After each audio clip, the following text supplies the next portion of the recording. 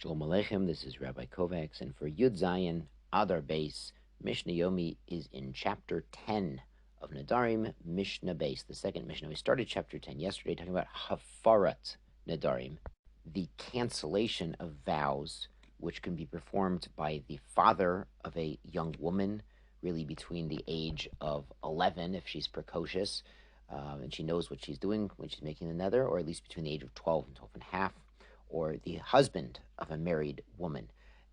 Now the psukim, the verses involved are in Matais, in Bamidbar chapter 30, when we talk about vows. And some of the interesting phrases there are biyom shomo, it has to be the day that the man hears the neder. And later on, in Pasuk 14, kol neder v'kol shvuat isar la'anot nafesh. So inui nefesh, la'anot nefesh, is personal affliction. So really only if the neder causes some affliction, self-deprivation to the woman, or it affects the relationship between her and the family, that's when the father or the husband are entitled by the Torah to cancel out that neder. So see Parshas Matos for further details. Let's get back to Mishnah Beit. Met ha'av. What if the father passed away? And this is a scenario we saw yesterday where she's in arusa. They've had Kiddushin, the first stage of a Jewish marriage, so she is a married woman, but she's still living in the father's home. And again, she's between the age of 12 and 12 and a half, so the father has a cancellation policy on the neder, and so does the arus, the husband. So they have to work together. Now, what if the father passes away? Lo nitrokna reshut lebal. His authority to cancel nedarim does not revert to the husband. Metabal, if unfortunately the future husband, the arus, he's a husband, but they're not living in the same house yet. If he passes away and the father's still alive, nidrokna reshut lebal. The authority to revoke vows returns to the father. He's the last man standing here.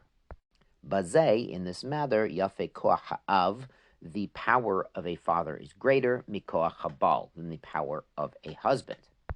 B'davar acher, but in a different scenario, yafe koach habal, it's better, it's more powerful, the rights of the husband, mikoach ha'av, than the rights of the father. Why? Shehabal mefer beveger. The husband can cancel a neder regardless of age. There's no age limit. Avenu mefer beveger. The father cannot cancel the vow unless, again, she's between 12 and 12 and a half, or if she's very precocious, we'll see she could even make vows from age 11. For a boy, it'd be after age 12. Girls just mature a little faster, but if they know what they're doing, then even a year before bar or bat mitzvah, the vow would be acceptable and binding. Mishnah Gimel, Nadra Vihi Arusa. She made a neder when she was in Arusa, when the situation we're talking about. She is on the first stage of marriage. She got her ring. Nitgarsha bo bayom. And Nebuch, she got divorced from her future husband, from the arus, that same day. Now, maybe it's because he heard about the neder and didn't know he could cancel it.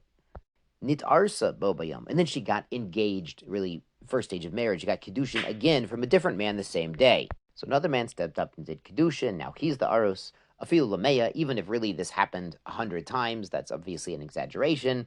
But theoretically, if there was more than one husband on the same day, Avia Uvaila Ha'achron, her father, working in partnership with the last husband standing, Mefiri Nedareya. They have the rights to Mefer, the Nedarim made that day, even if when she made it, she was Arusa to a different husband.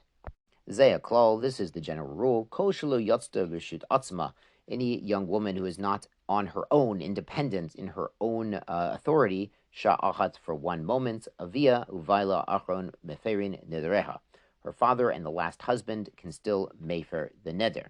Meaning she never moved out of the father's house. During all of these marriages and divorces, she's only in Arusa. She's still living bebeis aviha, in her father's home.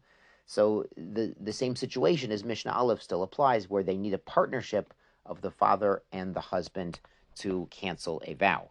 And this young woman being engaged and then not engaged and re-engaged the same day, it reminds me, there's a story they say about Rav Yosef Chaim Sonnenfeld, who was in the old city about 100 years ago.